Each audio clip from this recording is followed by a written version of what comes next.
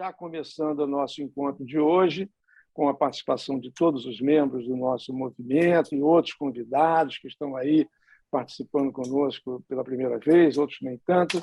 Eu queria inicialmente formular uma pergunta para você, antes de você ter o seu tempo disponível para falar que você entender que seja o mais adequado, do propósito da sua candidatura, enfim, as coisas que a gente já conhece, mas eu queria já deixar essa pergunta no ar, dentro da sua fala, pudesse responder a ela.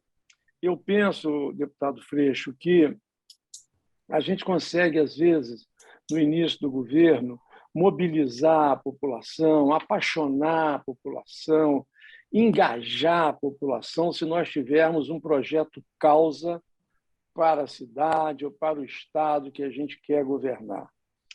Qual seria o projeto causa que seria capaz de apaixonar e, eu diria, integrar e engajar a população do Rio de Janeiro, caso o senhor vença as eleições no próximo mês de outubro? Seja muito bem-vindo, Marcelo Freixo. O tempo é seu, 10, 15 minutos, o tempo que entender adequado. Em seguida, passaremos para as perguntas e respostas. Bom, primeiro, boa noite a todos e todas. É um prazer imenso estar aqui novamente. Obrigado pelo convite, José. Eu que agradeço muito poder estar com vocês. É um grupo muito qualificado, que eu respeito demais. E acho que o caminho do Rio de Janeiro e do Brasil, nesse momento, é o caminho do encontro e do diálogo, né? Não tem outra forma de se fazer política que não o encontro, o diálogo e a busca do consenso. O Brasil já foi fragmentado demais para a gente não ter essa capacidade de entendimento e de diálogo. E é o que eu busquei sempre na minha vida e hoje, mais do que nunca, tentando consolidar isso para o Rio. É o maior desafio da minha vida, né? Colocar o nome à disposição dessa disputa do governo do Estado.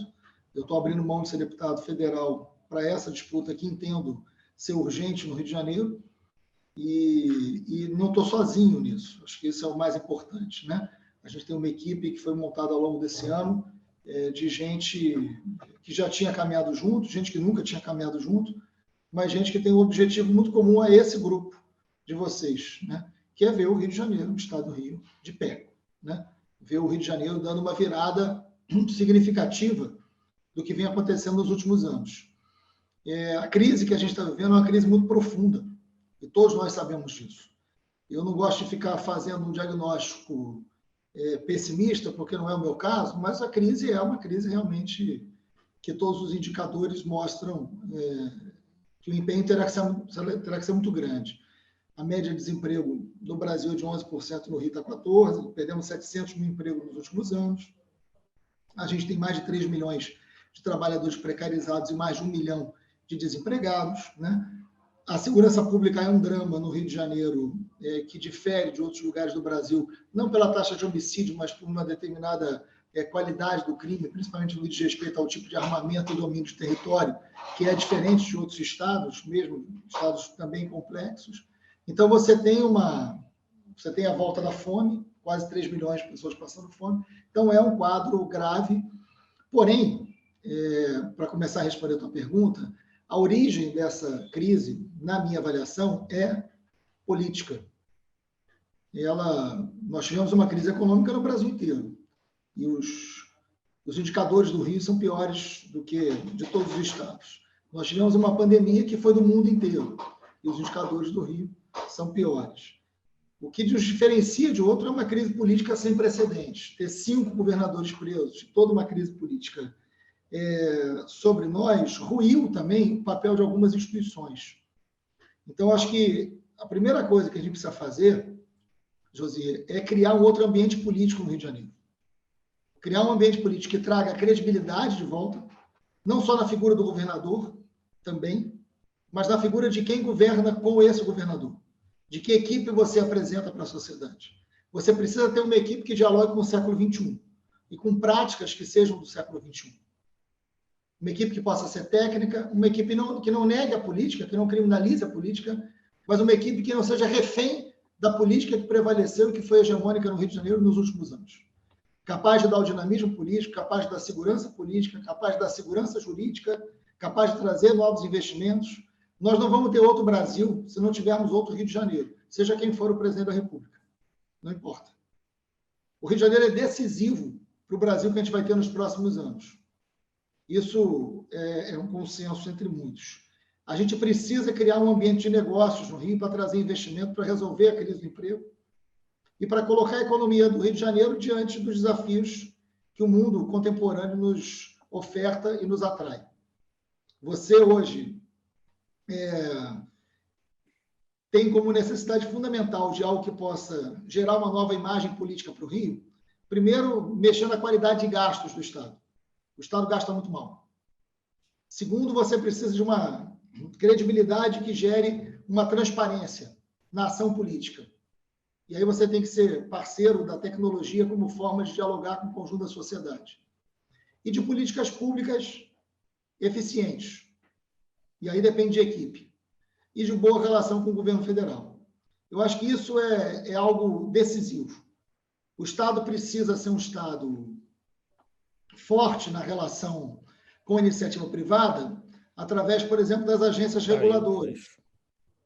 Você precisa ter nas agências reguladoras uma imagem de relação profissional, de relação de credibilidade e de relação atrativa para um investimento privado sério e comprometido com o desenvolvimento. Essa, por exemplo, é uma medida decisiva. Você pode e deve ter uma equipe técnica por trás e pela frente das agências reguladoras que sejam decisivas para um ambiente de negócio. A gente planeja ter no Rio de Janeiro um escritório de novos projetos, diretamente vinculado ao governador, fazendo parte de um conselho de novos investimentos que tenha, desde a Firjan, Associação Comercial, AGRIO, CODIM, ou seja, você tem um ambiente onde o setor público e o setor privado dialoguem, pensem junto e planejem junto, mas que tenha planejamento, o desenvolvimento do Rio de Janeiro. Você tem hoje o Rio produzindo 80% do petróleo nacional e uma crise econômica sem precedentes. Eu visitei recentemente o Porto do Açu, que é um dos grandes investimentos que a gente tem. Hoje, 60% do gás é reinjetado, o que mostra que o Rio de Janeiro tem um potencial econômico, mesmo nesse setor de petróleo e gás, ainda muito grande a ser aproveitado. Mas é inadmissível que a gente chegue a essa altura do campeonato sem que essa economia do petróleo já esteja voltada de forma mais comprometedora com o futuro do século XXI, que é do mercado de crédito de carbono e da redução de carbono. O Rio tem um potencial para ser um símbolo da economia verde, de um novo modelo de desenvolvimento enorme. E eu acho que isso faz o Rio dialogar com o mundo, faz o Rio dialogar com uma outra imagem e que pode colocar todas as classes sociais olhando para o Rio com mais orgulho. Eu acho que esse é um elemento decisivo. Ter uma nova governança no Rio de Janeiro. Ter uma nova forma de governar o Rio de Janeiro. Calcada na credibilidade, mas calcada em projetos concretos. Desde a mudança da matriz energética, que a gente tem alta potência para isso, que a gente pode e deve dialogar com a própria economia do petróleo, que quem tem que conduzir essa mudança, a geração de um outro modelo de desenvolvimento, para que se busque combate à desigualdade e que se elimine problemas sociais dos mais graves. E aí eu queria destacar 3, para ser bem objetivo. Um deles é a segurança pública. A gente precisa investir nas nossas polícias, e a gente tem 3 polícias, né? A gente tem a polícia militar, a gente tem a polícia civil, a gente tem a polícia penal, que a gente nem lembra que tem. A gente precisa ter uma integração dessas polícias. A gente precisa ter uma inteligência dessa polícia produzida com outras forças policiais que não são estaduais. E trazer um projeto de segurança pública que vá desde a requalificação dessa polícia militar e da polícia civil a uma integração de resultados, trazendo uma polícia muito mais eficiente que a gente tem hoje. E polícia eficiente significa uma polícia treinada e uma polícia controlada. Nós não temos nenhuma coisa nem outra no Rio de Janeiro de hoje. A segurança pública também não é só polícia. Eu fui agora, fiz uma coisa um tanto quanto fisicamente exaustiva. Eu fui ao México, fui um dia, voltei no outro, né? E fui visitar de perto uma experiência que está muito premiada na América Latina de investimento social em áreas pobres. E isso é, para mim, o grande encantamento, José. Quando você fala em encantamento, eu acho que o governador tem que estar encantado com algum projeto para que possa encantar alguém. A gente vai criar aqui no Rio de Janeiro um projeto chamado Bairro Prosperidade, baseado no que eu encontrei no México, que já é uma superação do que a gente viu em Medellín e Bogotá, que eu também conheço razoavelmente bem. Essa experiência da cidade do México, de uma cidade vizinha, na verdade, na área metropolitana, chamada de Talapata, É uma experiência de uma prefeita educadora que está há 3 anos e ela criou um projeto de forte investimento social nas áreas mais pobres. E o resultado disso, com a integração entre assistência política para a família, idosos, aparelhos esportivos, culturais e pedagógicos, é que a capacidade de aprendizagem dos alunos nas escolas públicas aumentou consideravelmente. E todos os índices de violência, na sua média, dos crimes mais leves aos crimes mais agudos, reduziram em média 60%. Eu fui de perto conhecer, porque eu acho que merecia esse esforço. E esse projeto a gente tem total condição de trazer para o Rio de Janeiro. E não é um projeto caro. E não falta área aqui para você desenvolver esse projeto. Só para que vocês tenham uma dimensão, eu vou dar um único exemplo, e eu vou já concluindo. Eu entrei num dos lugares mais pobres e violentos de lá, e quando eu cheguei numa praça, eu encontrei um avião dentro de uma praça, um avião de verdade, né? E eu tomei um susto, eu falei, como é que esse avião veio parar aqui? Ela falou, não, nós compramos peças e montamos esse avião. E tinha uma fila enorme de moradores de Bandeira para entrar, crianças, idosos, e eu entrei no avião. Dentro do avião era uma biblioteca, tanto virtual quanto física, e com aula de inclusão digital, num dos lugares mais pobres daquela região. E eu fui conversar com um senhor que estava tendo aula de inclusão digital junto com a sua neta. E perguntei para ele, o que te fez estar aqui com a sua neta? A primeira resposta dele para mim foi a seguinte, eu nunca entrei no avião, essa era a minha chance. E depois ele falou, só que aqui eu estou voando mais do que o avião que está lá em cima. Né? Então, isso para mim é encantamento. Isso para mim é política pública mudando de fato a vida das pessoas. Isso é política pública no lugar que precisa. E essa prefeita, ela tem uma frase que eu gosto muito, perdão, gente, que ela diz o seguinte, o melhor para quem menos tem. É a lógica com que ela toca a gestão pública dela. O melhor para quem menos tem. Eu acho que o Rio tem um potencial enorme de crescimento econômico, de diversidade econômica.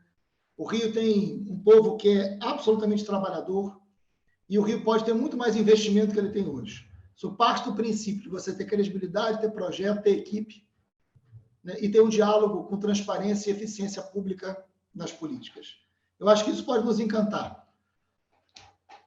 E eu estou dando exemplo concreto de um projeto feito num lugar com muito menos recursos que o Rio de Janeiro. Né? Isso na segurança. A gente tem a educação e a gente tem a saúde. E eu não vou desenvolver os dois aqui, porque certamente vocês vão me perguntar. Mas na educação, eu estou vendo a Tatiana Roque aqui, que foi quem coordenou o projeto até o início da campanha, a quem eu sou muito grato, e eu espero que esteja no Congresso Nacional na próxima legislatura. Bandeira de Mello também. Não sei se tem outro candidato que eu não estou vendo aqui. Mas, enfim, a educação, nós ficamos 2 anos sem aprender nada e sem ensinar nada. Os 2 anos da pandemia foram anos de um déficit pedagógico dos mais violentos que tivemos. Isso vai comprometer toda a nossa economia nas próximas gerações. Se a gente não fizer algo imediato sobre isso, a gente não tem perspectiva de futuro algum no estado do Rio. E aí tem um projeto que eu acho que é muito encantador, para pegar o seu mote, José, que é o Universitários Explicadores, que quem criou e colocou no nosso projeto foi o Ricardo Henriques, que coordena a nossa área de educação. Esse projeto, ele é um projeto barato, ele é um projeto que, em termos de contas públicas, é muito fácil de fazer. A gente pode pagar estudantes universitários das áreas de licenciatura, de pedagogia, né, com o valor da bolsa do CNPq ou do CAPES. E esses explicadores, eles estarão dando aula de reforço na rede pública, principalmente no ensino médio, no fundamental, porque a responsabilidade do governador é fundamentalmente com o ensino médio e uma parcela pequena do ensino fundamental. Esses explicadores, eles são decisivos para que a gente não venha a ter maior evasão escolar e que a gente possa recuperar os alunos que nós perdemos durante a pandemia. Não cabe a um pai ou uma mãe, precarizados ainda mais depois da pandemia, eles terem que pagar explicadores. Quem tem que garantir esses explicadores somos nós, governo, política pública. E esses explicadores podem nos fazer garantir um processo de aprendizagem. É claro que esses explicadores não substituem professores, eles seriam em horário extra, né? e a defasagem de professores é de aproximadamente 7 mil professores hoje no estado do Rio. Mas esses explicadores dão conta, num período de 2 anos, do déficit que nós tivemos nos 2 anos anteriores. Eu acho que esse é um projeto decisivo, barato, e que a gente pode perfeitamente colocar em prática rápido. Então, são iniciativas que dependem de vontade política e de credibilidade de equipe para isso. Eu acho que é isso que o Rio hoje precisa e a gente tem total condição de fazer. Eu acho que a partir daí, José, o mais importante é eu ouvir vocês para poder responder pontualmente. Maravilha, muito bom, Freixo, essas experiências que você reportou, tanto do México quanto essa dos explicadores. Isso é uma carência que vem de longe, né? Eu lembro quando menino, a dificuldade que eu tinha de entender algumas coisas e não tinha um explicador para me ajudar. Não precisa ser um professor, pode ser um vizinho, pode ser uma pessoa na comunidade, e você dá empregabilidade a essas pessoas, do ponto de vista de uma remuneração, para ela ser uma explicadora coletiva dentro da sua favela, da sua comunidade, do seu bairro pobre, aonde for. As crianças pobres têm muita dificuldade em ter apoio na educação, na escolaridade dela, que ela precisa alcançar. Eu acho que isso é uma meta muito legal, é uma iniciativa muito legal que pode resultar numa ampliação do tempo de escolaridade média do Rio de Janeiro, que é muito baixa em relação a São Paulo, por exemplo, né? Eu pediria a todos que queiram fazer perguntas, eu já estou vendo ali o Mauro Osório, certamente vai falar da questão da desindustrialização do Rio, que queiram fazer perguntas, já podem levantar a mãozinha aí, que eu já vou direcionando em seguida. Oi? Sim. Não, você pergunta, é só um complemento, porque assim, eu sou professor, né? Claro. 20 anos, então eu não tenho como não falar muito da educação, e acho que é quase um consenso, sem esse investimento a gente não chega a lugar algum. Mas é muito importante que o governador trabalhe também junto aos prefeitos, no que diz respeito a um programa que a gente tem, que é a idade certa na série certa, né? Porque se você não faz com que a criança seja alfabetizada na idade correta pelas prefeituras e que tenha um acompanhamento para que essa idade possa ser acompanhada, na verdade, você não perde esse aluno no ensino médio, você perde esse aluno antes e quando chega no ensino médio, você já não tem recursos para conseguir aproveitá-lo, porque o desestímulo é maior do que a esperança. Então, acho que trabalhar junto aos prefeitos desse projeto é muito decisivo, e isso é uma coisa rápida, não é uma coisa cara. É claro que os municípios são muito diversos, né? Um município tem muito mais recursos do que outro, mas você precisa ter esse mapa da evasão escolar e poder atuar junto aos prefeitos para não permitir que isso aconteça. Eu acho que isso é de imediato, isso não é uma obra a médio prazo, é rápido, é imediato. Perfeito.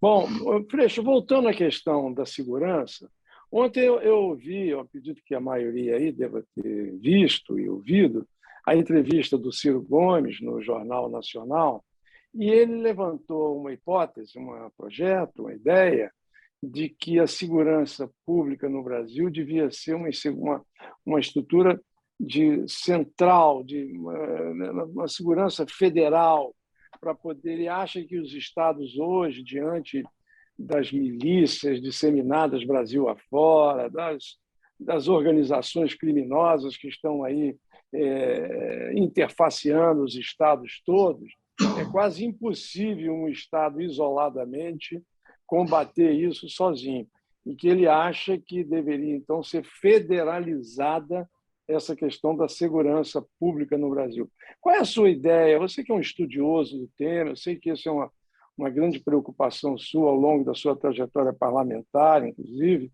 Como é que você vê isso? Você acha que isso é uma ideia adequada para todos nós? Como é que você pensa a respeito disso? Não, eu estou vendo o Fernando Veloso aqui, quem manda um abraço, que é um delegado de polícia que eu conheço há muitos anos e é uma pessoa muito séria. Eu não assisti a entrevista do Ciro, eu estou em campanha, você pode imaginar a hora que eu chego em casa, mas claro, eu não consegui assistir a entrevista do Ciro. Eu tenho muito respeito pelo Ciro, acho que o Ciro é um dos quadros políticos mais preparados que a gente tem hoje no Brasil, independente de alguns momentos de destempero, fruto de um perfil que o Ciro tem e que sempre teve também. Mas eu tenho muito respeito, eu sou amigo do Ciro, e esse ponto de vista eu não li o programa dele sobre isso e não o assisti falando. Então, eu estou falando de algo a partir do que eu estou ouvindo de você, José. Não quero ser também injusto. Mas eu não tenho acordo com isso, não. E acho que o Fernando vai seguir aí a minha opinião. Eu acho que a segurança pública ela tem uma especificidade estadual, porque os estados são muito diferentes. A violência que você tem na região norte ela é diferente da região sul, ela é diferente do sudeste. A violência ela não é igual do Rio para o Espírito Santo. Você imagina das regiões. Isso não impede de você ter uma política nacional, através da Polícia Federal, através dos órgãos de segurança que são federais, que possam auxiliar os estados. Esse é um problema que a gente tem. Né? O serviço de inteligência ele é muito importante na ação preventiva e na capacidade de elucidação de crimes. Né? Porque a gente tem a policiamento ostensivo e você tem a polícia, evidentemente, investigativa. Né? E o Fernando já esteve à frente da Polícia Civil aqui do Rio de Janeiro. Falta muitas vezes investimento na estrutura da Polícia Civil. A Polícia Civil hoje, Fernando me corrija se eu estiver errado, tem pouco mais de 8 mil policiais civis no estado do Rio, um déficit de mais de 10 mil. O déficit da Polícia Civil é maior do que todo o corpo da Polícia Civil. Então, você imaginar que essa polícia terá a eficiência que a sociedade deseja é uma injustiça com esse policial. O ticket de refeição de um policial civil hoje no Rio de Janeiro, Fernando, é de R$12. R$12 é o que se paga do governo do estado para o policial civil se alimentar durante um dia inteiro. Então, assim, quando se trata a polícia desse jeito, né, é muito difícil que você... Eu não estou com isso justificando erro de nenhum profissional. Eu nunca fiz isso na minha vida. Pelo contrário, sempre que tem algum... Eu sempre fui publicamente muito crítico de algumas situações. O que não quer dizer não querer a polícia e não valorizar a polícia. Pelo contrário, né, as minhas emendas parlamentares sempre foram muito destinadas à segurança pública e à educação, e sempre tive muito diálogo com a polícia. A Fernanda é testemunha disso. Agora, há uma possibilidade imensa de integração do governo federal com o governo estadual na segurança pública e nas ações investigativas. Por exemplo, nada impede, inclusive da Marinha, ter uma ação de inteligência junto à Polícia Civil para que você possa monitorar as armas e as drogas que entram pela Baía de Guanabara. Nada impede que a Polícia Rodoviária Federal tenha uma ação, né, planejada com a Polícia Civil, com a Polícia Militar e com a própria Polícia Federal para fiscalizar melhor as armas e as drogas que entram pelas rodovias. Né? Nada impede da gente monitorar, através de marcação de munições, o comércio e a circulação de armas e também de munições pelo estado do Rio de Janeiro. Nada impede de se integrar os serviços de inteligência, que muitas vezes não são integrados dos órgãos federais com os órgãos estaduais. Então, tem muita coisa para fazer antes de você pensar numa mudança nesta escala, que seria federalizar a segurança pública. Assim, os órgãos federais podem e devem ajudar os órgãos estaduais nas suas especificidades. Mas fato que as nossas polícias hoje estão muito precarizadas na sua condição de trabalho. Perfeito. Fernando Veloso, nosso delegado, gostaria de acrescentar alguma coisa, comentário, pergunta ao nosso candidato Freixo? Por favor, presidente, de forma muito rápida, primeiro parabenizar o Freixo. Muito feliz de poder fazer essa troca com ele aqui. Presidente, acho que a gente quer ouvir o Freixo e não a mim, né? Então vou ser muito breve aqui. Eu complementaria no seguinte, o Freixo, essa frase, né, ou melhor, esse lema que você ouviu da prefeita lá no México, na realidade ele é mais antigo. Eu tive a oportunidade de conhecer lá em Medellín, gravei inclusive um programa com Pedro Bial, que foi com o Alonso Salazar. Ele foi prefeito de Medellín e desde então o lema deles é esse, né? O melhor para aqueles que mais precisam. E o México, de forma muito inteligente, está seguindo isso. Só fazer esse comentário e já antecipar, até se eu puder, encaminhar uma pergunta, presidente. Eu não sei se é... Agora é a hora. A ideia é assim, Freixo, eu sei que você tem... A gente conhece a tua linha de atuar, de pensar, a tua tentativa de integração das polícias, mas há uma questão que eu não sei se continua, que eu estava apagando, que é o seguinte, quando esses investimentos sociais nessas áreas, e a gente tem isso muito forte no Rio, que são dominadas por organizações criminosas, há críticos dessa iniciativa no sentido de que nós fazemos um investimento dentro dessas áreas e elas acabam por ser controladas pelas próprias organizações criminosas. Então, eu queria encaminhar duas perguntas de forma muito, muito rápida. Se houver alguma dúvida, eu posso complementar, mas qual é a sua ideia para que a gente, em fazendo esses investimentos nessas áreas sociais, de que forma a gente consegue fazer com que elas não sejam abraçadas e não acabem sendo geridas pela organização criminosa, uma vez que elas estão dentro desse território. E uma segunda pergunta nessa mesma linha, fiquei muito feliz de ouvir você dizer da necessidade de integração e da importância de um dos pilares, né, para a segurança pública, que é o sistema penitenciário, né, a necessidade dessa integração.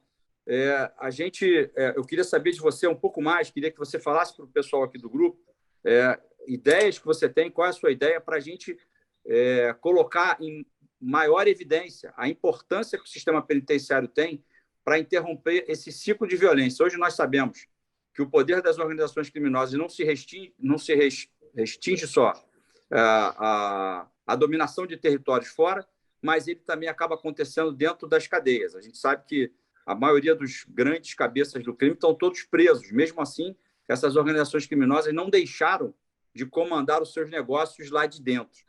E a gente integrar as polícias, como é que a gente faz para dar o poder necessário ao policial penal, que é a única polícia que está dentro dos muros hoje, para que a gente interrompa esse ciclo de violência que hoje acaba sendo realimentado por uma gestão ineficiente do sistema prisional. E aí eu diria que isso não acontece só no Rio, mas acontece em todo o Brasil.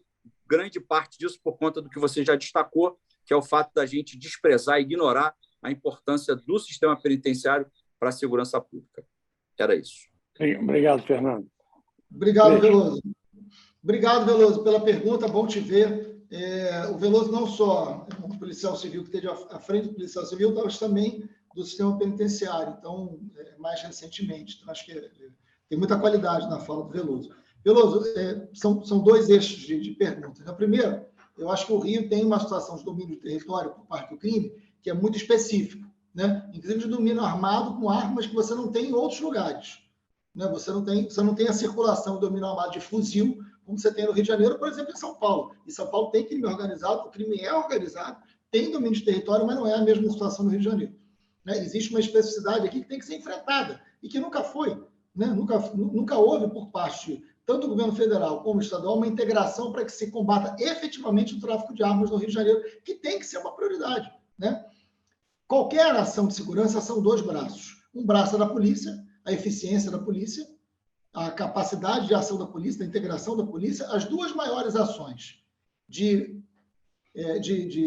da Polícia Civil e da Polícia Militar, as duas maiores operações com apreensão de fuzis na história do Rio de Janeiro, uma foi no aeroporto internacional e a outra foi num apartamento de um sócio do assassino da Marielle, o acusado de ter sido o assassino da Marielle. São as duas maiores apreensões de fuzis da história do Rio de Janeiro. As duas sem nenhum tiro, as duas com inteligência, né? O que mostra a relação entre inteligência e eficiência.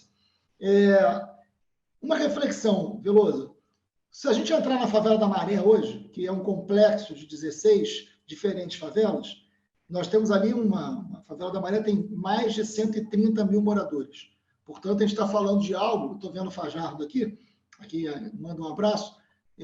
A favela da Maré, Fajardo, tem mais morador do que 95% das cidades brasileiras, né? Só na favela da Maré. São mais de 130 mil moradores. Você vê como é complexo. Na favela da Maré, que é dominado por diversas facções do tráfico, inclusive no mesmo território, você tem ali, por exemplo, a Redes da Maré, que é um trabalho social esplendoroso, de pré-vestibulares comunitários com um resultado incrível. Você tem o Luta pela Paz, que é um outro trabalho extraordinário feito dentro da favela da Maré. Sociedade civil. Nenhum desses projetos, que são projetos grandes, com prédios, o tráfico tem relação ou domina. Nenhum desses. Esses projetos conseguem funcionar sem que o tráfico domine. É claro que a gente precisa enfrentar o tráfico. É claro que a gente precisa ter as operações, desde que sejam planejadas, controladas, com critério. Agora, isso não pode impedir ou ser justificativa para que o Estado não cumpra o seu papel social nesses lugares, né? Porque o que não pode é o Estado dizer, olha, ali tem o crime organizado, então ali eu não cumpro o meu papel na educação, na saúde, na assistência, porque ali tem o crime organizado. Aí não dá. Porque essas pessoas não podem ser vítimas duas vezes. Vítimas do poder criminoso local e vítimas da ausência do Estado, que é o que acontece na maioria das vezes, né? A gente pode e deve ter iniciativa de ação social e uma ação policial contra o crime. E ser parceiros de iniciativas que já acontecem nesses lugares. Estou dando alguns exemplos de um lugar que está aqui do lado. E projetos que estão há anos, sólidos, com grandes resultados sociais. Por que o Estado não é parceiro? Por que o Estado não faz algo parecido e tem resultado? Independente do seu combate ao crime, que tem que ser feito. Então, acho que são duas coisas. Sobre o sistema prisional, e esse é um assunto, Veloso, você sabe que a gente ficaria 3 dias aqui falando, porque você sabe do meu... Eu comecei a dar aula dentro do sistema prisional, né? Então, eu dei aula nas prisões durante muito tempo. Eu dei aula de alfabetização de adultos e dei aula de história nas prisões. Quando eu tinha 21 anos e fiquei muitos anos trabalhando como voluntário dentro do sistema prisional. Então, eu conheço e me interesso muito por esse assunto. Eu acho que a gente tem um grande problema ali. Primeiro que você tem que ter um investimento na polícia penal, que, para quem não está familiarizado, são os antigos agentes penitenciários. Aliás, Veloso, eu fui quem defendi no Congresso Nacional, né, publicamente e no microfone, a criação da polícia penal. Né? Não só votei, como fui quem verbalizei a defesa da tese do projeto da criação da polícia penal. Porque a gente precisa profissionalizar esses servidores. Ali é uma polícia necessária, que não é um papel cumprido nem pela Polícia Civil e nem pela Polícia Militar. Agora, tem um grande problema no sistema prisional, porque o sistema prisional ele é o lugar das nossas amnésias. Né? Nós achamos que, ao prender, resolvemos o problema, o que não é verdade.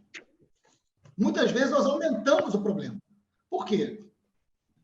O Veloso sabe disso. Em boa parte do Brasil, isso não é um problema exclusivo do Rio de Janeiro, você não consegue ter um sistema de classificação de presos pela periculosidade como determina a lei. Em boa parte do sistema prisional brasileiro, não ter política prisional é a política prisional. Então, os presos são classificados, eles são separados nas prisões a partir da facção a que eles pertencem. E se eles não pertencem a uma facção, eles passam a pertencer conforme o seu local de moradia. Então, uma pessoa que roubou 3 celulares, ele pode ficar preso do lado de uma pessoa que matou 70 pessoas ou de um grande líder do tráfico. Este nível de abandono, esse nível de ausência de política pública faz o sistema prisional ser, na verdade, um degrau do crime. O Veloso tem razão. Muitas vezes, esse sistema prisional é o lugar onde boa parte do crime se organiza. Aliás, Veloso, não há nenhuma facção do tráfico que tenha sido criada na rua. No Brasil, todas as facções do tráfico foram criadas no cárcere, nas prisões, todas, 100%. Isso mostra a falência completa da lógica do sistema prisional brasileiro. Então, investir nisso, para que você possa não ter superlotação, para que você possa ter serviços públicos que reduzam a violência e a criminalidade dentro e fora das prisões, é fundamental. Perfeito. Obrigado, Peixe. Vamos, então, mudar aqui o rumo da prosa. E eu vou passar aqui primeiro o Efim e depois o Mauro Osório, tenho certeza que perguntará sobre desenvolvimento industrial, mas para o Rio de Janeiro, e o Efim, pedindo apenas que as perguntas não ultrapassem 1 minuto. Por favor, Efim. Certo. Freixo, parabéns. Eu gostei muito da introdução do seu programa. Eu acho que o Rio de Janeiro, o Estado do Rio de Janeiro, realmente necessita esse enfoque, o social e o máximo de qualidade no dispêndio público. Nós estamos aqui vendo 2 aspectos interessantes. Eu estou, nesse momento, em Búzios, onde realmente nós temos um parque estadual extremamente importante, que é o do Costa do Sol. E também tem o do Pau-Brasil, que é também um parque estadual, e os dois, na verdade, há muito tempo necessitam de projetos de infraestrutura para que o turismo seja de qualidade, para que o turista que vem ao Rio de Janeiro, como um todo, ou seja, entrando pelo Galeão, entrando pelo Santos Dumont, possa vir a usufruir paisagens absolutamente singulares.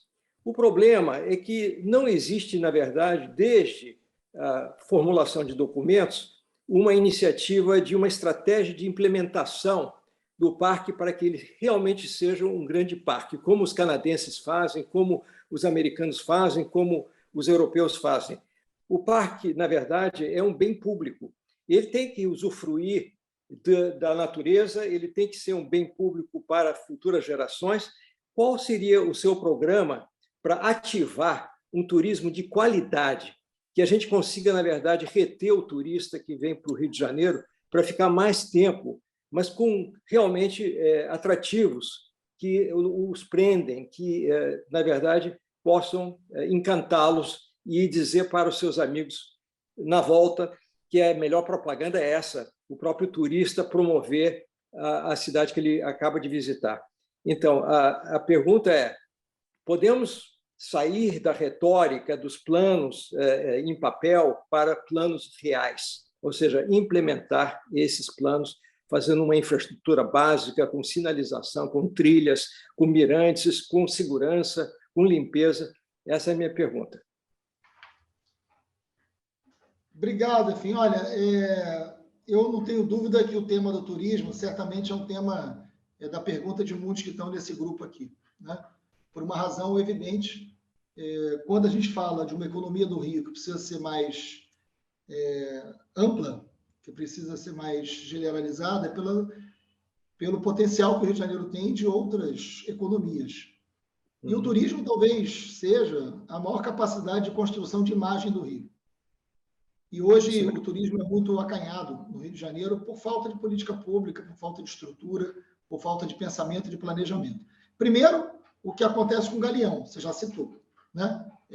O abandono do Galeão, a lógica que se fez entre o Santos Dumont e o Galeão é criminoso para o Rio de Janeiro, é a minha opinião. Isso, evidentemente, principalmente por parte da sociedade civil, a reação que teve conseguiu segurar um pouco essa tragédia, mas o Galeão hoje está completamente abandonado, a gente não tem voos internacionais, a gente não recebe os voos internacionais, para qualquer momento que você queira sair do Brasil, você não consegue sair pelo Rio de Janeiro. O Rio de Janeiro ainda é o principal lugar onde o turista internacional visita, a principal porta por onde visita o Rio de Janeiro, o Brasil ainda é o Rio de Janeiro, mas eu não sei por quanto tempo, se continuarmos sem resolver um problema central de segurança e sem resolver uma estrutura básica do turismo, né? Você não tem um plano diretor do turismo atualizado, que é um elemento básico de qualquer política pública. O plano diretor do turismo do Estado do Rio de Janeiro não é atualizado há muito tempo, né? Você não tem um planejamento de segurança turística para pensar o Estado. Você tem hoje as cidades competindo sem nenhuma política estadual de turismo. Então, são regiões, a cidade do Rio contra a região serrana, contra a região dos lagos, como se não pudesse haver um planejamento turístico que todos se beneficiassem a partir de determinadas metas. A gente sabe que o grande volume do turismo não é internacional, é o turismo doméstico, mas você não tem iniciativas e coisas que, vamos combinar, não são coisas caras. Eu estava conversando com amigos de Pernambuco, né?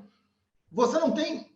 Nós passamos agora, né, pelo São João, né, enfim, você não tem uma interlocução regional de trocas. Então, a Semana Rio-Pernambuco, que pudesse levar gente do Rio para Pernambuco, gente de Pernambuco para o Rio de Janeiro, a partir da cultura, a partir da culinária, isso aquece a rede hoteleira, isso aquece a rede de restaurantes, isso aquece a economia, isso cria imagem. Você não tem iniciativas, não é que não tenha dinheiro, você não tem capital humano pensando e propondo algo para o Rio de Janeiro fundamental, né? Então, você tem parques, você tem um turismo ecológico, você tem um turismo que você poderia explorar em diversas regiões do estado do Rio de Janeiro. Em diversas regiões, você tem a região do Sul Fluminense, você tem a Costa Verde, você tem uma possibilidade de turismo religioso, você tem turismo esportivo. Eu me reuni outro dia, Osório, com um setor de esportes que trabalham com ciclismo, né? E aí é amplo, né? Você tem tem várias modalidades do ciclismo dentro do esporte. E hoje, quando você anda pelo mundo inteiro, o que você mais vê é as pessoas andando de bicicleta. Foi uma coisa que cresceu muito no mundo na última década, né? Em qualquer lugar do mundo, em qualquer cidade que você vai, tem gente praticando ciclismo, né? Assim, famílias inteiras. Você vê o aterro do Flamengo, por exemplo, fecha de madrugada, né? Eu acho isso muito surpreendente, as pessoas acordarem 3 da manhã para pedalar. Isso, para mim, é de um heroísmo impressionante. Mas você vê lá as pessoas 3 da manhã pedalando no aterro que fica fechado, né? Existe uma demanda da sociedade. Você não tem um programa do Rio de Janeiro que possa atrair e colocar o Rio numa agenda, criar uma agenda do turismo para o esporte, para vincular o esporte com a questão ambiental. Você tem uma enorme potência no Rio de Janeiro que não é explorada. Não estou dizendo que o turismo vai resolver o nosso problema de emprego, mas, evidentemente, o turismo é uma potência que não é utilizada, não é aproveitada hoje em dia, né? Exato. O Osório briga comigo se eu falar que o turismo... Mas você tem a indústria que cumpre um papel, você é o turismo que cumpre outra. Agora, você não tem nenhum plano diretor, você não tem segurança turística, você não tem uma rede estadual que pense o turismo para todo o Estado, né, com uma agenda mínima anual, é muita pobreza governamental, é muita pobreza de política pública, né? Enfim. E você vê, Freixo, que essa sua percepção de que fortalece a imagem me parece ser uma coisa muito positiva, que a gente tem que olhar para o turismo com esse aspecto. As pessoas não vêm só para trabalhar no Rio de Janeiro ou só vêm visitar, ela vem também para empreender. Ela quer empreender num lugar que seja atrativo para ela viver. E se você tem políticas públicas que é voltadas para o turismo, esse turismo é a vida local, e a imagem da cidade fica muito forte para que as pessoas tenham interesse para estar vindo para cá, ou para o estado do Rio, para o interior, para onde for. Muito boa essa percepção de que a imagem é importante. José, só uma coisa que é porque a gente vai acumulando muitas conversas com muitos grupos. Eu não sei se o Sérgio Besserman está aqui nesse grupo, eu não consigo ver todo mundo aqui. Está no grupo. Eu não sei se ele está aí nesse momento. Eu não sei se ele está hoje aqui. Mas o Sérgio Besserman já esteve comigo, enfim, está junto com a gente, e é uma figura muito importante, uma cabeça muito importante para o Rio de Janeiro. O Sérgio ele toca num ponto muito fundamental, que é a Baía de Guanabara, né? A Baía de Guanabara é uma imagem. A Baía de Guanabara tem que ser uma marca do Rio de Janeiro. E aí você não separa turismo, economia, né? A Baía de Guanabara é uma marca. Despoluir a Baía de Guanabara, que está dentro do contrato, né, do novo marco de saneamento, está lá no contrato, tem que ser cumprido, e aí cabe a uma agência reguladora fiscalizar para que seja cumprido, é esse o estado forte que a gente tem que ter. A Baía de Guanabara tem que ser uma marca, né, de toda a região metropolitana, mas uma marca do estado do Rio de Janeiro. E uma marca que coloque o Rio de Janeiro no século XXI, que dialoga com o turismo, que dialoga com a economia, que dialoga com o transporte, e uma imagem, uma das imagens mais marcantes do mundo, não só de uma cidade, né? Claro que está na cidade, a Bahia não está em uma única cidade, né? Tem várias cidades ali na Bahia, mas é uma marca fundamental para o estado do Rio de Janeiro. Então, pensar o turismo, além do passeio, mas o turismo como um elemento, né, de polo de desenvolvimento, é também importante. Desenvolvimento sustentável, né? Aí está aí um bom projeto causa, Freixo, transformar a Baía de Guanabara nesse ícone de um estado com sustentabilidade ambiental, enfim, trazendo essa riqueza de propósito. Mauro Osório, me escreve aí falar um pouquinho. O Fajardo, Mauro Osório, 1 minuto, tá? Tá bom. Difícil Mauro Osório falar em 1 minuto, mas tudo bem. Vamos tentar. Tá bom, vamos lá. Fajardo primeiro que tinha pedido a palavra, por favor. Não, pode seguir com o Mauro, por favor. Então, Mauro, por favor, Mauro. Não, só para fazer uma pergunta para o Freixo, que eu acho que é importante. Eu estava olhando os dados de receita dos municípios, né? E entre 2019 e 2021, a receita dos municípios, descontada a inflação, cresceu quase 30%, né? E, na verdade, isso tem um pouco de royalties, que o preço do barril do petróleo cresceu, mas é principalmente o dinheiro da SEDAI, né? E aí me parece que isso também, quer dizer, está sendo gasto de uma forma, quer dizer, pouco organizada, e acaba também, quer dizer, favorecendo aí a campanha aí enfim, do candidato do governo, né? Eu queria que o Freixo falasse um pouco aí como é que está sendo essa campanha, como é que ele está vendo a possibilidade dele e como é que ele enfrenta aí essa máquina e a partir do voto de opinião, da ideia de mudança, da possibilidade do Rio entrar no círculo virtuoso, como é que ele está vendo essa campanha e essas possibilidades e essa questão aí da forma como estão sendo usados os recursos da cidade. Obrigado, Mauro. Olha, esse recurso da SEDAI é um recurso, a gente está falando de 17 bi, né? A gente não está falando de um pequeno recurso. A gente está falando de um volume muito alto de dinheiro que deveria estar sendo investido em obras estruturantes, que deveriam estar sendo investido em obras que nos beneficiassem em termos de modelo de desenvolvimento, combate à fome, à desigualdade e ao desemprego. Não é o que a gente está assistindo, eu não quero gastar o meu tempo aqui falando de de adversário político. Acho que a gente tem muito para falar de nós, e não precisamos falar dos outros. Mas me preocupa muito, porque é evidentemente um dinheiro que está sendo usado para uma intenção eleitoral. E esse dinheiro é um dinheiro que acaba, né? Esse dinheiro é um dinheiro que acaba. Então, é um desperdício, é uma preocupação muito grande. A campanha ela tem um nível de desigualdade grande, porque sempre que você enfrenta a máquina é muito difícil. Mas eu, particularmente, acho que a campanha da televisão vai começar na sexta-feira agora. E pela primeira vez na vida, a gente conseguiu, nesse campo progressista, ter uma aliança muito responsável, fruto do que eu estou pregando há muitos anos, que é a capacidade de diálogo, né? Então, a gente reuniu 8 partidos, a gente tem todo o campo da chamada esquerda com os setores do centro, né? Eu trouxe o César Maia para serviço, que é muito importante, né? Pela sua responsabilidade, trajetória, e com isso a gente traz o PSDB e forma uma agenda equilibrada, no sentido do que o Rio precisa, que é um espaço de unidade, de diálogo, de esforço, que não cabe a um só setor, né? Ninguém vai resolver a situação do Rio ou essa crise sozinho. Então, é uma possibilidade que a gente tem de uma campanha mais organizada, com mais estrutura, com mais tempo, com mais capacidade de diálogo, com mais capilaridade e com mais viabilidade eleitoral, né? A pesquisa está mostrando isso, mesmo com a desigualdade do uso dos recursos que estão sendo feitos, a pesquisa aponta ainda um empate e um segundo turno mais equilibrado ainda, com possibilidade de vitória da gente. Está cedo, ainda faltam 40 dias, a campanha da televisão começa, mas eu acho que a campanha da televisão nos ajuda a dialogar a partir da verdade, né? A verdade virou um bem muito precioso e raro na vida política hoje em dia do Brasil, da democracia brasileira, né? Não sei quem aqui leu Engenheiros do Caos, que é um livro muito importante para entender o avanço da extrema-direita mundial, mas é um livro de um italiano, né? E De Empoli, o nome dele, e o Engenheiros do Caos, ele diz que a verdade não corresponde mais aos fatos no mundo, mas a verdade é o lugar do conforto, onde eu acredito naquilo que faz o mundo se assemelhar àquilo que eu quero. Isso é um perigo para a democracia e a gente precisa, na campanha, ter uma ação pedagógica também, né? Que dialogue diante dessa realidade, que nos traga para o que realmente nós somos, o que a gente realmente pode fazer. Vamos ver se a gente consegue. Eu acho que é uma eleição das mais importantes da nossa vida, tanto a eleição nacional quanto a eleição do Rio de Janeiro. E são eleições muito próximas, né? Eu já falei isso aqui, eu não vejo como o Brasil ser outro se o Rio for o mesmo.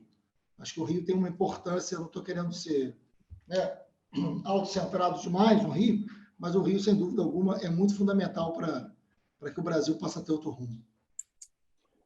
Fajardo tinha pedido uma pergunta. Levantado a mão, por favor. Obrigado, José. Freixo, um prazer te ouvir. Pergunta bem direta. Região metropolitana. O que fazer, especialmente como, Freixo? No debate na Band, você até citou a Autoridade Metropolitana de Transporte, que você está absolutamente correto. Até isso foi usado como se você tivesse cometido um erro, mas está no papel, não traz nenhuma mudança real. Como é que você está se organizando para lidar com esse desafio, especialmente o desafio da supervia, o desafio da gestão do metrô, as agências de transporte da região metropolitana? A gente tem uma região metropolitana que difere das outras regiões metropolitanas do Sudeste. A gente não tem uma região metropolitana com centros econômicos, com produção industrial, muito pelo contrário, é uma região que depende muito do município capital. E a malha de transporte completamente sucateada, uma experiência urbanística dessa centralidade de bairros totalmente destruída. Como é que você está vendo isso? E como é que você vê as organizações que o governo do Estado tem para poder fazer essa transformação? Porque tem o Instituto Rio Metrópole e ainda não disse o que veio. Você vê essa vergonha aí na CEPERJ. Como é que você está vendo esse quadro? O que você pensa em fazer? Obrigado, Fajardo. Primeiro, eu quero publicamente lamentar que você não esteja mais na vida pública do Rio de Janeiro. O Rio perde demais. Eu sei que você jamais vai falar sobre isso, nem eu quero que você fale, vou te preservar, mas eu preciso publicamente dizer que lamentei demais e te procurei, te liguei assim que soube da sua saída, porque você é uma figura pública muito qualificada, das mais qualificadas que a gente tem, e fica aqui publicamente também o convite que se a gente ganhar, eu quero você na vida pública do Rio, do Estado, porque você é imprescindível né, para a qualidade técnica que a gente quer. Estou falando isso publicamente porque eu já disse isso para você. Agora... Obrigado, mas agora eu preciso fazer outras coisas na vida. Obrigado. Não, mas nem agora não, é só no que vem. Mas, olha, dizer o seguinte, Fajardo, eu falei isso no debate e fui questionado de maneira equivocada por um adversário. Existe o Rio Metrópole, eu não estou dizendo que não existe, nem eu desconheço, mas eu estou falando de autoridade metropolitana capaz de tomar decisões, que não é o que hoje temos no Rio Metrópole, né? Então, na verdade, é uma ignorância do adversário ali nesse sentido. Eu estou falando de uma autoridade metropolitana que faça jus ao nome, autoridade, que possa tomar atitude. Se nós não tivermos isso, nós não vamos resolver ou não vamos avançar numa política de transporte, porque não é o município que resolve. A Supervia passa por 11 municípios. Como é que você resolve se não for uma autoridade metropolitana? Né? O ônibus concorre com van, que concorre com Uber, que concorre com trem. Não tem um pingo de planejamento. E não vai ser um município que vai convencer o outro. E nem as empresas no mundo privado que vão acordar ou fazer o transporte virar algo que respeite as pessoas. É preciso ter uma autoridade metropolitana com capacidade, com força política, para ter planejamento e integração dos transportes. O que acontece hoje é uma ausência completa de qualquer política de transporte. E é um caos. É um caos. Não é um caos só na Supervia. A Supervia é um caos, claro. A Supervia foi programada para transportar 600 mil pessoas por dia. Tinha um investimento em um projeto do BNDES que chegaria a 1.000 pessoas por dia, né? Com muito mais conforto que você tem hoje. Hoje carrega 300 mil e carrega mal. Esses números são contundentes para mostrar como é que isso afundou, né? De uma maneira muito grave. Não pode ter um governador que reclama da Supervia como se fosse um usuário, não uma autoridade. Esse é o problema que a gente tem hoje, né? O que cabe ao governador não é reclamar da Supervia. Agora, muitas vezes, não é só também a concessionária. O grande erro, na maioria das vezes, não estou aqui defendendo determinados concessionários, ou concessões, mas fato é que o Estado, na maioria das vezes, não cumpre o seu papel também. O Estado não cumpre o contrato, o Estado não fiscaliza como tem que fiscalizar, e aí eu volto a falar, Fajardo, as agências reguladoras são um escândalo. A última indicação, né, para a agência reguladora foi... Aí o Veloso não sabe disso, né? Mas você não pode indicar um delegado que nada tem de conhecimento técnico para a área de transporte ou para a área de energia. Você não pode indicar um enfermeiro que nada tenha de conhecimento técnico para energia ou para transporte para compor a agência reguladora. A primeira medida que a gente precisa tomar, e vamos tomar, é que a agência reguladora seja um corpo técnico e fortalecido, e com capacidade de investigação. É através da agência reguladora que o Estado se relaciona com as concessionárias. Isso precisa ser feito. É claro que a gente, em alguma medida, a crise da Supervia é tão profunda que o governo federal, no que diz respeito aos investimentos necessários, vai ter que ajudar. E é decisivo. São 11 municípios, são 270 quilômetros de linha férrea. A gente está falando de mais de 100 estações. O Marcelo Trindade, não sei se o Marcelo está aqui, mas o Marcelo Trindade tem uma proposta que é muito boa, que é a revitalização das próprias estações como polo de desenvolvimento e de geração de emprego e polo econômico daquele desenvolvimento daquela região. São 104 estações. Quando você entra hoje nas estações da Supervia, é um abandono, não tem banheiro funcionando, não tem escada rolante funcionando, não tem sinalização. E eu vou dizer mais, viu, Veloso? Tem algumas estações que o controle da estação é do tráfego. O controle inteiro da estação é do tráfego. E é mais de uma. Não é que tenha tráfego ali perto. Quem controla determinadas estações é o tráfego. E, assim, quando chega a esse ponto,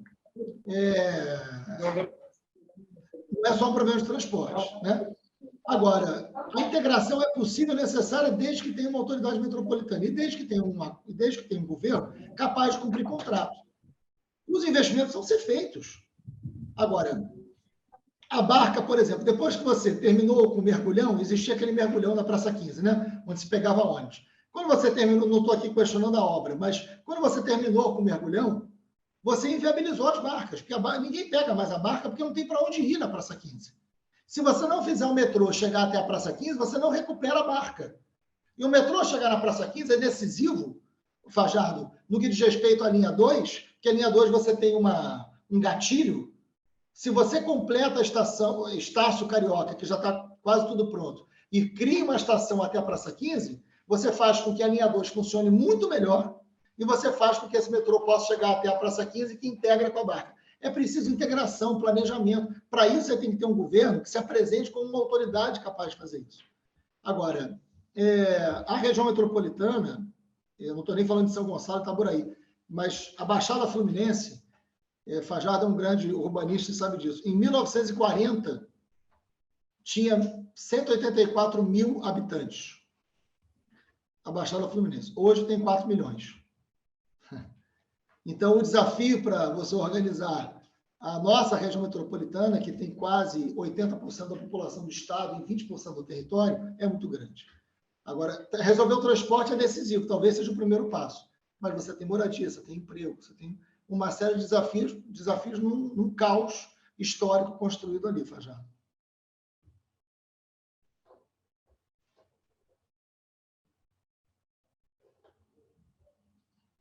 Está sem áudio, José? Exemplo aqui, que a gente pedindo que todos fechem os seus microfones durante o período de fala do nosso Freixo, para não haver ruído interferindo. Ricardo Piquet, escrito aqui. Bom, boa noite, Freixo. É um prazer estar aqui ouvindo, é um privilégio. Estivemos juntos aí recentemente lá pelo nosso Museu da Manhã. Falamos um pouco sobre essas pautas do amanhã, né? Se a gente tiver oportunidade em breve, a gente volta a conversar. Mas a minha pergunta é em cima exatamente do que você acabou de falar, mas talvez pudesse escorrer um pouco mais. Nos últimos 15, 20 anos, eu não me recordo de nenhuma ação estruturada do governo do Estado planejando o desenvolvimento do Estado. E, claro, como você acabou de mencionar, na região metropolitana. Temos alguns exemplos crônicos aí, a questão do mau uso da estrutura ferroviária que já existe para direcionar o crescimento das cidades ao longo da linha férrea seria um começo fácil, mais barato do que abrir outras frentes que a gente vê em várias cidades.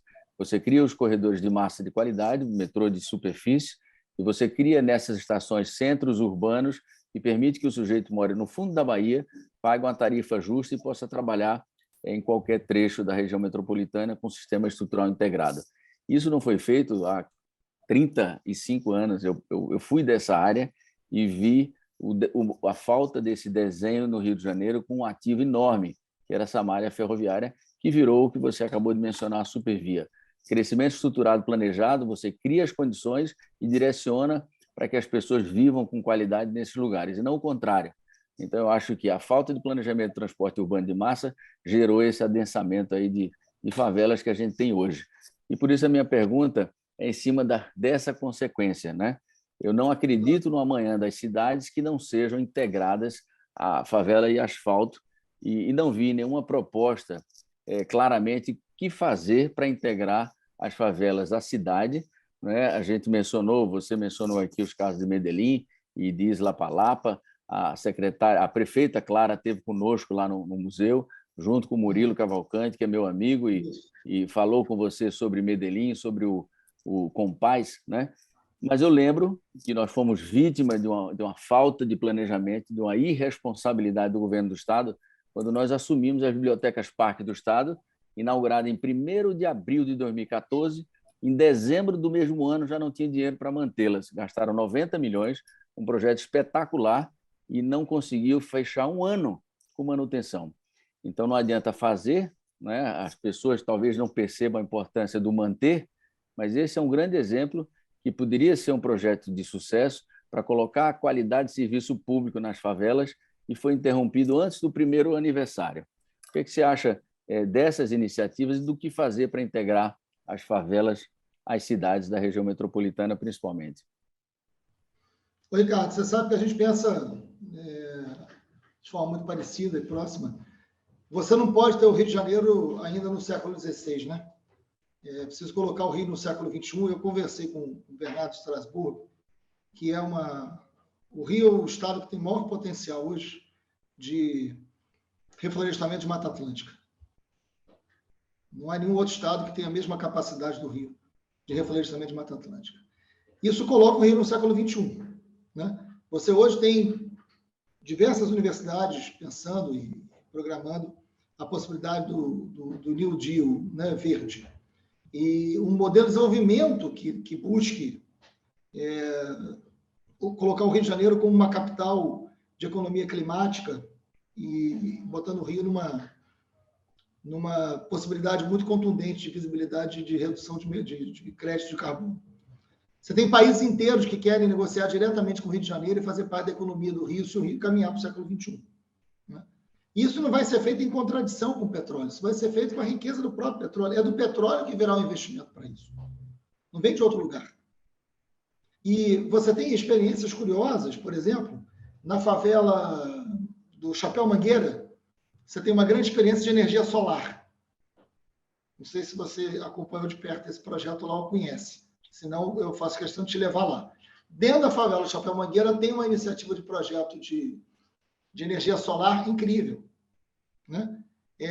Você precisa entender que as favelas, que são espaços de criatividade permanente, né? As pessoas moram na favela pela falta de opção, mas fazem da favela um espaço permanente de criação. Essa é a maior característica que uma favela tem. A favela está sempre se reinventando. A favela nunca conta com o poder público para as suas superações, cabe a ela mesmo. Então, a favela é sempre um espaço de muita inteligência, de muita cultura. Lamentavelmente, por uma cultura muito escravocrata que a gente só olha para a favela como a imagem do crime e da violência, que é evidente existe. Né? Mas a favela não é isso, a favela não nasce para ser um espaço do crime. A favela nasce para ser um espaço do trabalho. Né? Se você pegar como que as favelas, por onde as favelas crescem, elas estão sempre atrás do trabalho. Né? Geralmente atrás da construção civil. O mapa de crescimento das favelas é o mapa da construção civil do Estado do Rio de Janeiro. Ou seja, a favela acompanha a oferta de trabalho. Então, é preciso ter uma política de inteligência e de inclusão que olhe para a favela como uma perspectiva de inclusão, de participação efetiva, desde a economia criativa, né? Desde a possibilidade de moeda social, até atividades culturais que integrem melhor as cidades e entre as cidades, e para dentro das cidades. Agora, transporte, se você não tiver subsídio, não tiver planejamento, não tiver contrato e não tiver fiscalização, em nenhum lugar do mundo funciona. O Rio de Janeiro não tem nada disso. O Rio de Janeiro não tem nenhum desses elementos. Esses elementos são decisivos. E não dá mais para continuar, Ricardo, achando que o Rio, do tamanho que tem, vai ter como principal meio de transporte o ônibus. Essa insistência, para mim, é criminosa. E a gente sabe muitas vezes as razões políticas que levam a isso. Ou a gente investe, né, pesadamente em trilho, em transporte realmente de massa, ou não tem saída. Mas, para isso, são determinadas rupturas políticas que a gente tem chance de fazer agora. Se não fizer, pode ser tarde demais. Muito bom, Freixo. Nós já estamos caminhando aqui para a fase final do nosso encontro, mas eu queria ainda formular duas perguntas mais a você. Primeira, antes de formular as perguntas, eu queria apenas fazer uma correção no que eu falei no início. O Joedir já me corrigiu aqui, que o Ciro Gomes não disse que vai federalizar a segurança, e sim federalizar alguns crimes, milícias e tráfico de drogas. Tem algumas coisas que... Então, meu entendimento foi equivocado, fica o esclarecimento. Bom, passando adiante, eu queria que você falasse um pouquinho da sua visão sobre a saúde. Nós temos um problema muito sério de acesso aos serviços médicos assistenciais. Nós temos uma baixa cobertura no estado de atenção primária. Nós temos algumas soluções que foram tentadas através das organizações sociais de saúde, e algumas deram certo, algumas outras não deram certo, porque não eram verdadeiras organizações sociais. Como é, Freixo, que você pretende fazer o enfrentamento desse grave problema do acesso da população, especialmente a população pobre, aos serviços médicos assistenciais, que ficam horas, meses, anos nas filas de espera, aguardando que a sua solução de saúde possa ser atendida, e muitas vezes muitos morrem com câncer de mama, morrem com câncer de próstata, tem uma situação que precisa colocar uma prótese no joelho, não consegue, porque fica 4, 5 anos aguardando um sistema de regulação completamente anacrônico, desintegrado e obscuro. Então, ninguém sabe exatamente aonde está na posição de fila, não há previsibilidade para isso. Como você vai conseguir colocar luz? Como é que você vai iluminar esse ambiente do acesso da população aos serviços de saúde? Obrigado, José. Olha, quem coordenou o nosso programa e está com a gente responsável por esse setor, são 4 pessoas, que a Tatiana foi muito importante nisso. É o Temporão, a Lígia Bahia, o Margarete Del Como e o Paulo Gadelha, né? Foram as pessoas que estavam junto com a gente, enfim, programando a saúde e pensando caminhos para isso. Esse talvez seja um dos maiores desafios, né? Primeiro, eu vou tocar em alguns pontos, longe de dizer que a gente tem a solução, porque eu acho, por incrível que possa parecer, eu acho que é mais fácil você ter resultado imediato na segurança pública do que na saúde, viu? A saúde tem uma complexidade muito grande, muito grande. Mas o mínimo constitucional tem que ser usado, né? E raramente é. Raramente o mínimo constitucional é usado pelos governos. Eu lembro de uma época, de um governo recente, no Rio de Janeiro, que para você chegar ao mínimo constitucional, pegaram despesas da despoluição da Baía de Guanabara e colocaram na pasta da saúde para dizer que tinha chegado ao mínimo constitucional do gasto, né? Não estou nem dizendo que despoluir a Baía de Guanabara não seja um gesto que melhora a saúde, mas você não pode colocar isso na pasta de custos e gastos da saúde pública. Isso é um escândalo, né? Agora, a primeira coisa, e eu falei isso ontem numa sabatina do G1, você precisa blindar a Secretaria de Saúde. Você tem que blindar politicamente a Secretaria de Saúde. José, nós falamos aqui dos governadores presos, não falamos? Todos eles foram acompanhados, na imensa maioria das vezes, do seu secretário de saúde. O secretário de saúde sempre foi preso junto com o governador. Por quê? Por que o secretário de saúde é preso junto com o governador? O Witzel, que não foi preso, foi afastado, mas o seu secretário de saúde foi preso por desvio de verba na pandemia. Por crime na saúde, desvio de verba na pandemia, no momento que a gente tinha milhares de pessoas morrendo todos os dias. Não à toa, este tipo de crime na saúde fez o Rio de Janeiro ser o estado com o maior número de pessoas mortas por Covid no Brasil inteiro. Proporcionalmente, claro. Não foi no Amazonas onde faltou ar. Né? Não foi na Paraíba. Não. O lugar onde mais morreu gente de Covid no Brasil foi Rio de Janeiro. Estado do Rio de Janeiro. Então, blindar a Secretaria de Saúde das influências políticas, muitas vezes criminosas, é um primeiro passo que você tem que fazer com a saúde pública. A Secretaria de Saúde será tocada por profissionais da saúde, por equipe técnica da saúde, com projetos, com metas, para você resolver o problema da fila do CISREG, a fila do sistema de regulação, que você não pode ficar de 1 a 4 anos esperando para ser atendido. Né? Como é que você faz isso? Você vai ter que ter mais médicos, você vai ter que ter uma capacidade de atendimento. Agora, o Estado do Rio de Janeiro, o governo do Estado, ele tem que ser o regulador, porque você tem uma rede federal que é muito mal utilizada, mesmo no Covid, você sabe disso, José. Né? Muitos hospitais federais não ficaram à disposição da população no momento que a população mais precisou. O Estado do Rio de Janeiro, o governador do Estado, ele tem que ser, a Secretaria de Saúde tem que ser o regulador da rede municipal, da rede estadual e da rede federal. A oferta de leitos e o planejamento precisa ser centralizado pelo governo do Estado, que é o ente que fica entre o governo federal e o municipal, para que essas ofertas sejam maximizadas e pensadas como atender melhor a população. Isso é muito importante e nunca foi feito. Nunca o governo, por isso que é importante ter boa relação com os prefeitos e ter boa relação com o governo federal, porque cabe na saúde esse planejamento de oferta de leitos, que é o grande gargalo que a gente tem na saúde. Isso é decisivo, isso é vontade política, né? E, por fim, ter relação com as prefeituras para que esse atendimento básico seja feito. Né? Porque a gente precisa melhorar os indicadores de hipertensão, diabetes, mortalidade materna, mortalidade infantil. O Rio é campeão de mortalidade infantil do Sudeste. Não pode. Aliás, o Rio é o lugar que mais tem morte por tuberculose no Brasil. Então, quando a gente fala de crise de saúde, a gente está falando de desafios do século XIX que a gente não conseguiu superar no estado do Rio de Janeiro. Não é de qualquer lugar. Então, ter uma relação de colaboração, de parceria com prefeitos, principalmente em municípios mais pobres, no que diz respeito ao fortalecimento do atendimento básico, isso é fundamental para diminuir a necessidade de atendimento hospitalar. Eu acho muito interessante essa percepção de que, na realidade, o orçamento maior do Estado, me parece que é o da educação. O segundo é o da saúde. É segurança. O segundo é o da saúde, né? O segundo é o da saúde. Quando a gente compara educação com saúde, 80% do orçamento da educação é para custeio, 20% para investimento. Quando vai para a saúde, é 20% para custeio, 80% é investimento, é compras. É aí que é o nó górdio do problema.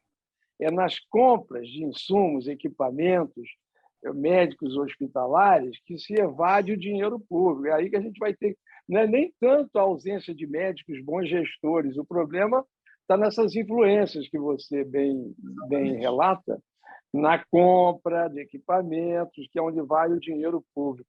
Então, dentro dessa linha de raciocínio, só para concluir a minha última pergunta, eu tenho participado de vários encontros e conversado muito sobre o futuro do Rio de Janeiro com vários amigos. Esse é um assunto que preocupa todos nós que está aqui nessa nossa live hoje. Óbvio, a gente está muito preocupado com o futuro do país, do Brasil, e eu percebo muito medo das pessoas de classe média, especialmente do empresariado, com a sua candidatura ao governo do Estado. De uma certa forma, existe ainda um certo preconceito contra a candidatura de Marcelo Freixo. Como é que você pretende superar isso, Freixo? Como é que você pretende vencer essa barreira da suspeição de que você é um estatizante total, que é como as pessoas te acham, algumas delas, obviamente, nem tanto, porque você está muito bem nas pesquisas aí, mas eu percebo que ainda existe esse foco de resistência e de que forma você pretende enfrentar isso nesses 40 dias que faltam? Olha, eu vou te dar, primeiro, eu quero agradecer muito a você pelo convite. Eu acho que se todo mundo buscasse o diálogo como você busca, talvez essa resistência já estivesse muito menor. Mas a pesquisa está mostrando que a nossa rejeição vem diminuindo de forma aguda a cada momento, né? Porque a gente consegue estar dialogando e estar mostrando um programa. Aliás, a minha candidatura foi a única que apresentou um programa para o Rio de Janeiro. O governador atual não apresentou programa, o candidato que está em terceiro lugar apresentou um programa de 5 páginas, eu nunca vi tamanha capacidade de síntese, né? E nós apresentamos um programa decente, feito por profissionais que são reconhecidos. Eu vou te dizer o seguinte, eu vou ler para você aqui de forma muito objetiva os nomes por áreas de quem está governando com a gente, porque essa campanha é uma campanha de governo, né? Quem governa comigo o Rio de Janeiro hoje, no que diz respeito ao que a gente está propondo no Rio de Janeiro. Na economia tem o Armínio Fraga, o Marcelo Trindade, o Mauro Osório, que está aqui, a Esther Dueck, a Suzana Kahn, que não é economista, mas nessa perspectiva da superação de matriz energética, e a Marta Castilho. Na saúde você tem, já falei, o Temporão, a Lígia, a Margarete e o Paulo Gadelha. Na educação você tem o Ricardo Henriques, a Miriam Bramovai, o Marcelo Burgos e a Carmen Tereza. Na segurança pública a gente tem o Coronel Pinheiro Neto, a Joana Monteiro e o Robson Rodrigues. E o Coronel Robson Rodrigues. No meio ambiente, você tem o Rogério Volk, você tem o Sérgio Besserman, enfim. No esporte, você tem uma quantidade enorme de gente. Alô? Oi. Nas políticas sociais, você tem o Anel Mazeredo, você tem a Lúcia Modesto, você tem o Marcelo Garcia, que já foi secretário, você tem o André Lima. Na cultura, você tem a Adriana Rádio, você tem a Eva Dores, Rosenthal, enfim, mobilidade, o Rômulo Rico. Então, assim, se as pessoas têm medo dessas pessoas, que eu acabei de ler rapidamente para falar de algumas, né? O Vinícius Huck coordena, o Tati está aqui. Se as pessoas têm medo dessas pessoas, eu não sei mais do que elas podem ter medo ou não. Esses nomes são nomes de capacidade de união, de diálogo, de agregar pessoas para um Rio de Janeiro que tem que ser colocado de pé. A gente tem o tempo da televisão para mostrar o que a gente está pensando, mostrar a proposta com quem a gente está. Eu acho que não está num tempo, no século XXI, do preconceito. O Rio está numa crise muito profunda. Quem levou o Rio à crise que está, não fui eu. Né? Quem fez o Rio virar um espaço mal assombrado com fantasma, não fui eu. Então, acho que se tem alguma coisa que dá medo é fantasma, e não a realidade ou um programa de governo. Né? Na minha infância, pelo menos, era fantasma que assustava a gente. Não é programa de governo e diálogo. Muito bom. Muitíssimo obrigado, Freixo. Muitíssimo obrigado pela disponibilidade do seu tempo, a generosidade de compartilhar com todos nós aqui suas ideias. Nós todos desejamos a você muito boa sorte, que você continue nessa sua trajetória de luta pelo Estado do Rio de Janeiro, e uma cidade do Rio melhor, e a cidade, o Estado que tanto sonhamos quando eram meninos, de chegar nesse tempo e poder encontrar.